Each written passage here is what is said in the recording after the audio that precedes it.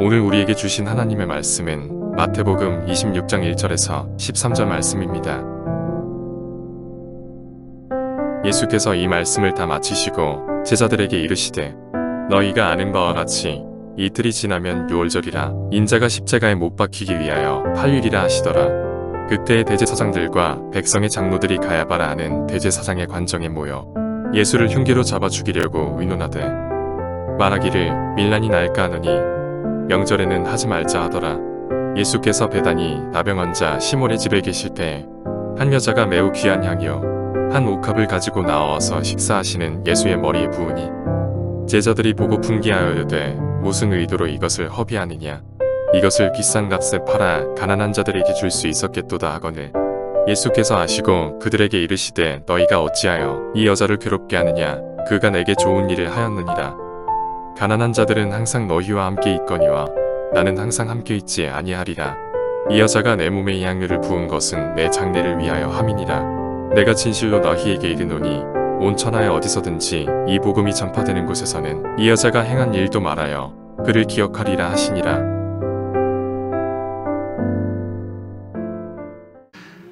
자, 예수님께서 이제 마지막 유월절을 지키시기 위하여 예루살렘에 올라오시면서 베다니라고 하는 예루살렘에서 가까운 약 4km 정도 떨어진 곳에 있는 한 마을에 시몬의 집에 이제 머무시면서 있었던 일입니다.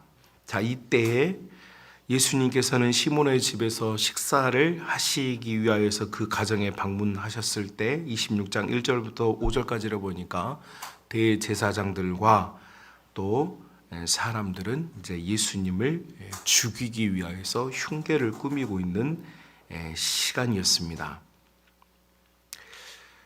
자, 예수님을 죽이려고 하는 자와 예수님께서 식사하시는 동안에 예수님의 이제 머리에 기름을 붓는 한 여인이 대조적으로 자리를 잡고 있습니다. 여러분 이제 이 예수님께 기름을 부은 사건은 마태, 마가, 또 요한복음에 다 같이 기록을 하고 있는데 이 여성은 이제 오늘 보면 7절 귀한 향유 이렇게 되어 있고 요한복음에는 나드 이렇게 되어 있습니다. 그러니까 나드라고 하는 이 향유는 이 유대 지역, 중동 지역에서 나는 향유가 아니고 인도에서 자라는 나드라고 하는 식물의 뿌리에서 축출하는 향유입니다. 그러니까 굉장히 비싼 향유이고 여러분 이제 9절에 비싼 값이다 이제 이런 표현이 나오죠. 마태는 이 사건 자체를 더 부각시키기 위해서 가격을 말하지 않아 있지만 요한복음에 보니까 300데나리온에 달하는 나드였다라는 표현이 나옵니다. 300데나리온, 한 데나리온이 한 사람의 노동자의 임금이니까 이 향수값이 여러분 1년치 연봉이었다라는 말입니다. 그러니까 굉장히 비싼 이 향수였다라는 것을 알 수 있어요. 여러분 먹지도 못하고 마실지도 못할 것을 여러분 우리 1년치 연봉 주고 가지고 있다는 것은 이 여성이 그만큼의 부를 가지고 있었느냐 뭐 여러 가지 추론과 추측이 가능하겠지만 대다수의 주경 신학자들은 보통의 여성들이 자기의 결혼 지참금으로 뭐 오늘날 같이 폐물, 금이나 음을 모을 수가 없었기 때문에 당시에는 이런 고급 향유를 저장하고 모으는 것이 습관이었다. 이런 이제 관례를 들어서 이 여성이 아마도 혼인을 하지 않고 혼인을 준비하고 있었던 여성으로 추정을 하고 있습니다. 아무튼 이 여성은 1년치 연봉에 해당되는 향수를 가지고 있었고 그녀가 예수님 앞에 나오고 있습니다. 7절 한 여자가 매우 귀한 향유 한 옥합을 가지고 나와서 식사하시는 예수님의 머리에 부었다 이렇게 되어 있습니다. 여러분 이제 예수님의 머리에 이걸 왜 부었느냐 이제 이것이 중요하죠. 우리는 이런 문화가 이제 없습니다. 이런 문화가 없는데 이 고대 근동과 이제 예수님이 사셨던 이 가나안 지역에서의 이 향유를 붓는 이 방법은 총 4가지의 때에 이런 일을 했습니다. 첫 번째는 이제 우리가 구약 성경에서 잘 나와 있죠.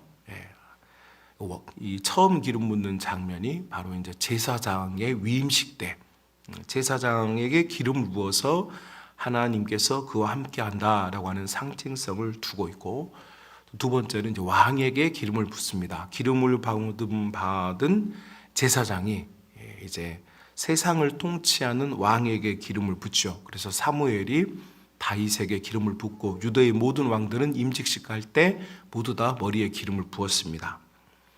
그리고 이제 선지자들, 그래서 엘리야가 엘리사에게 기름을 부어서 그 선지자직의 승계를 되었다는 사실을 알렸죠. 그래서 제사장 그리고 왕, 선지자에게 기름을 붓는 이것이 고대 사회에서의 전통이었습니다.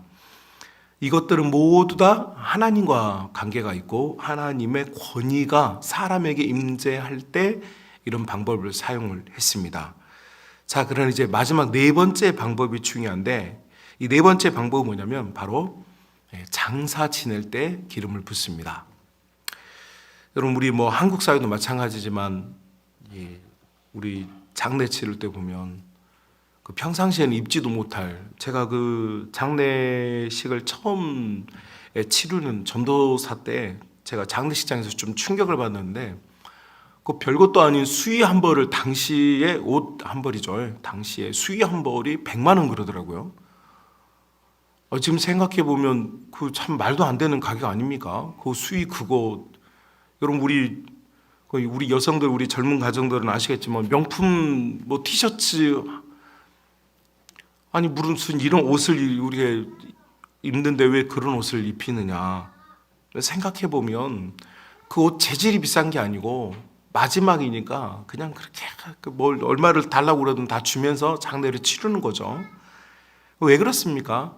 인간들은 이 장례에 대해서 생각할 때에 우리 인간이 할 수 없는, 죽음이라고 하는 단계는 인간이 어떻게 해볼 수 없는 단계가 되었기 때문에 그 단계에서만큼은 인간의 존엄이라든지 인간의 가치에 대한 인정으로서 많은 비용을 들여서 장례를 치르지 않습니까? 고대 사회에서도 이 사람들이 장례를 치룰 때, 여러분 뭐 죽어버린 사람한테 향수 뿌려 뭐 하겠습니까? 많은. 그래도 마지막 예우로서 이렇게 기름, 이 비싼 기름을 발라서 그 장례를 이렇게 마감을 하는 것을 볼 수 있어요. 그래서 여러분 안식 후 첫날 마리아, 막달라 마리아와 마리아들이 예수님이 잠드셨던 여러분 새벽 미명에 굴을 찾아가죠. 그때 뭘 하려고 갔느냐? 성경이 딱 써져 있죠. 기름을 바르려고 갔다고 딱 써져 있어요. 그러니까 장사를 지내는 중에 기름을 발라주는 것이죠. 자, 한쪽에서는 예수님을 죽이려고 하는 자들이 있고, 한쪽에서는 이제 예수님께 기름을 붓는 여성의 모습이 나오고 있습니다. 우리는 지금 어느 편에 서서 살고 있는 걸까요? 이 예수님께 기름을 붓는 이 자리에는 제자들도 있었고, 8절에 보니까 제자들이라는 표현이 나옵니다. 제자들. 그러니까 다른 본문에서는 이제 가룟 유다가 이런 말을 했다 이렇게 써져 있는데, 가룟 유다 한 사람이 아니고 제자들 중에 상당한 많은 제자들, 복수형이죠. 많은 제자들이 그녀가 이렇게 기름을 붓는 것, 이 비싼 향수를 써버리는 것에 대해서 책망을 합니다. 9절에 보니까 비싼 값에 팔아서 가난한 자들에게 줄 수 있었는데 왜 이렇게 허비하느냐라고 책망하는 것이죠. 예수님 밖에 있는 사람들뿐만 아니라 예수님과 함께하고 있는 제자들조차도 예수님께 쓰는 것이 아깝다고 생각하는 이때 예수님을 위하여서 쓰는 것이 아깝지 않은 한 여성의 모습이 나오고 있습니다. 그리고 예수님께서 13절, 내가 진실로 너희에게 이르노니 온 천하에 어디서든지 이 복음이 전파되는 곳에서는 이 여자가 행한 일도 말하고 이것을 기억할 것이다, 기억해야 할 것이다 이렇게 말씀합니다.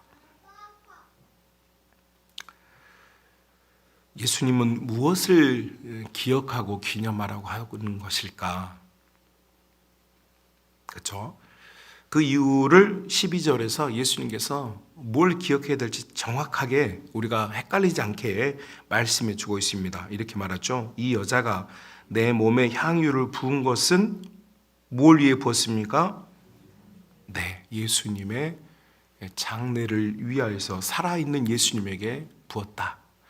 그러니까 예수님께 향유를 부은 여성이 예수님에게 그녀가 기름을 부을 수 있는 권위가 없어요. 그죠? 원래 이 기름을 부을 수 있는 사람은 제사장이거나 왕이거나 신적 권위를 가진 선지자여만 기름을 부을 수 있어요. 그런데 이 여성은 그런 권위가 없는데도 불구하고 예수님께 기름을 붓는다. 향수를 쏟아붓고 있다. 그녀에게 누가 아무도 이런 권위를 준 적이 없는데, 그럴 힘도 없고 그럴 파워도 없고 그럴 위치도 아닌데 예수님께 기름을 부었다. 그래서 왕이나 제사장이나 선지자의 직분으로서 그녀가 예수님께 다가오고 있는 것이 아니다. 유일하게 이 예수님께 기름을 부을 수 있는 방법이 뭐냐? 바로 예수님의 장례를 위하여서 살아있는 예수님께 기름을 붓는다. 여러분, 이제 왕이나 제사장이나 선지자는 살아있는 자들에게 붓는 것이지만 사실은 장례식에 기름을 발라주는 것은 죽은 자를 위하여서 하는 것입니다. 근데 살아있는 예수님께 지금 기름을 붓는다고 하는 것은, 여러분, 지금 굉장히 이것은 말이 맞지도 않고 상황도 맞지도 않는 거예요. 그런데도 예수님은 이것을 거부하거나 거절하지 않으시고 이 여성이 했던 일을 반드시 기억해야 한다라고 우리에게 말해주고 있습니다.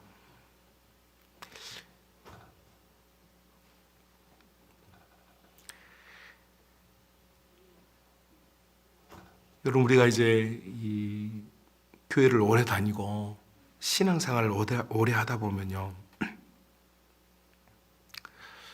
뭘 잊어버리냐면 예수님께서 날 위해 죽으셨다라고 하는 이 예수님의 죽음, 예수님의 장례를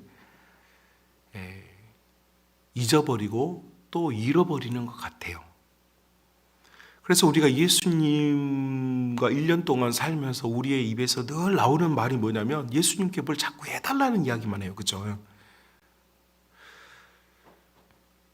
우리가 그래도 인생을 살면서 5월 8일, 하루 5월 8일, 부모가 자녀에게 모든 애정과 사랑을 쏟아붓지만 여러분, 그 하루만큼은 뭘 하길 바랍니까? 우리 부모님들은 그날은 내가 기억되기를 바라잖아요. 그죠? 내가 너를 낳아서 너를 사랑해 주었고 널 위해 모든 내 인생과 청춘을 바쳤다는 것을, 내가 사랑을 바친 자들이 그날만큼은 그래도 그걸 기억해 줬으면 좋겠잖아요. 그죠? 5월 8일 날 자녀가 전화했는데 뭐하러 전화했느냐 라고 하는 부모 없어요. 고맙다 그렇지. 왜요? 그걸 기억해 줬기 때문이에요. 예수님께서 당신의 목숨을, 주님의 목숨을 주시면서까지 우리를 사랑해 주시고 우리를 돌봐주시고 우리를 구원해 주셨어요. 그러나 우리 예수님께서도 우리에게 한 가지 일은 기억하라는 거예요. 무엇을요? 예수님께서 나를 위해 죽으셨다는 거죠. 나를 위해 죽으셨다. 뭘 자꾸 달라고 요청하는, 물론 그런 관계가 부모와 자녀 관계가 맞습니다. 출애굽기 19장에서 하나님과 우리의 관계가, 하나님 우리의 하나님이 되시고 우리는 그에게 자녀가 되고 그의 백성이 되는 것, 그 관계가 설정된 것처럼 예수님께서도 우리를 사랑하셨기 때문에 그분과 우리는 이제 사랑의 관계가 되었어요. 그러나 예수님께서 나를 사랑하신 것 말고 내가 예수님을 사랑한다라고 고백하고 우리 예수님께서 날 위해 죽으셨다는 것을 기억하는 신앙, 이것을 예수님께서 잊지 말고, 이것이 복음이 전파되는 곳마다, 교회가 세워지는 곳마다, 성도들이 함께 예배하는 곳마다 그곳에서 이 모든 일을 뭐 하라는 겁니까? 기억하라는 거죠. 그러니까 내 신앙이, 우리의 신앙이, 교회의 신앙이 예수님께서 날 위해서 죽으셨다라고 하는 것을 기억하는 것은 우리 신앙에 있어서 너무너무 중요한 일이라는 것입니다. 여러분, 예수님께서 이 땅에서 33년 사시면서 3년 공생의 생활하시면서 기념하고 기억하는 것 딱 두 가지 뿐이었어요. 하나가 잡히시는 날 밤에 성 만찬이었고, 하나가 바로 이 여성이 예수님을 위하여서 기름 부은 이 사건, 예수님의 살아있는 장례식을 준비한 사건이었어요. 딱 두 개뿐이었어요. 여러분, 우리는 지난 주일에 성례 주일을 통하여서 성찬을 시행하였습니다. 그거 우리가 하고 싶어서 한 거 아니고 예수님께서 하라고 하셨기 때문에 한 거예요. 그렇다면 여러분, 우리는 또 동시에 오늘 이 목요일 아침에 예수님께서 기억하고 기념하라고 하신 것, 바로 예수님께서 날 위해 죽으셨다라고 하는 이 사실을 우리가 기억하고 이것을 가슴에 끌어안는 우리 속에 은혜가 있어야 될 줄로 믿습니다. 여러분, 우리 예수님께서 우리를 얼마나 사랑하시는지 우리가 많은 말로 이것을 다 설명하지 못할지라도 단 하나로서 증명되어집니다. 예수님께서 날 위해 죽으셨다는 거죠. 우리를 위해서가 아닙니다. 나를 위해서입니다. 다른 일을 위해서도 아닙니다. 바로 나를 위해서입니다. 여러분, 죄인 중에 괴수 같은 나에게 주께서 찾아와 주셔서 예수님이 죽으실 것이 아니라 내가 죽어야 하는데 예수님께서 대신 죽어주신 것입니다. 그러니까 지금 우리가 오늘 이렇게 살아서 숨을 쉬면서 예배당에 모여서 예배를 드릴 수 있는 근본은 어디에 있느냐? 원래 우리는 이럴 자격이 없고 우리에겐 이럴 능력이 없지만 우리 예수님께서 날 위해 죽으셨기 때문에 우리가 지금 이곳에 모여있게 된 것입니다. 그러니까 여러분, 이 모든 은혜의 시작이 어디에 있냐면 예수님의 죽으심에 있는 거예요. 그러니까 우리는 이것을 붙잡아야만 해요. 예수님께서 날 위해 죽으셨다. 날 위해 죽으신 예수님께서 나를 사랑하셨기 때문에 죽으셨기 때문에 여러분, 우리가 이 예수님의 사랑을 기억해 주는 것이야말로 우리가 예수님을 진짜 사랑하는 최고의 사랑의 고백이라고 할 수 있는 줄로 믿습니다. 여러분, 저는 그런 이야기 자주 나눕니다. 사람은 다 자기 생일이 소중하잖아요. 그죠? 여러분, 이 땅에 오신 날. 근데 여러분, 이 땅에 오신 날 여러분 한 게 있습니까? 여러분 한 거 있어요? 여러분 이 땅에 태어난 날? 여러분 이 땅에 태어난 날 누가 고생했습니까? 여러분의 어머니가 고생하셨어요. 그러니까 저는요, 제 생일에 기억하고 싶은 건 내가 아니고 나를 오늘 해산하기 위해서 하루 종일 몸부림치고 고생한 우리 엄마를 기념하는 날, 이게 내 생일이라고 생각해요. 여러분, 우리 모든 인류는 어머니의 자궁으로부터 나왔어요. 어머니 없이 태어난 사람이 없어요. 그래서 내가 태어난 날 여러분들이 아무것도 안 했습니다. 아무것도 안 했어요. 나를 이 땅에 태어나기 위해서 우리 어머니가 그렇게 몸부림치셨어요. 생명 주기 위해서, 살려내기 위해서. 그것처럼 여러분, 우리가 지금 이 생명 가지고 사는 것은 예수님께서 나를 낳기 위하여서 그분이 죽으셨기 때문에 지금 우리가 살아있고 생명을 가지고 있고 여러분, 우리가 지금 이렇게 지내는 줄로 믿습니다.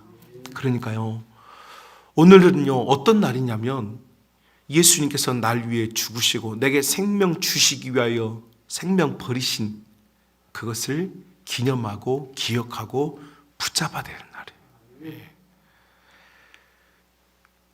우리의 인생에 가장 소중한 향유옥합을 깨뜨려 내 주님 날 사랑하신 것을 기억하고 기념해 볼 수 있는 그런 복된 은혜가 우리 모든 믿음의 가족들에게 있는 이 아침 될 수 있기를 주님의 이름으로 축복합니다.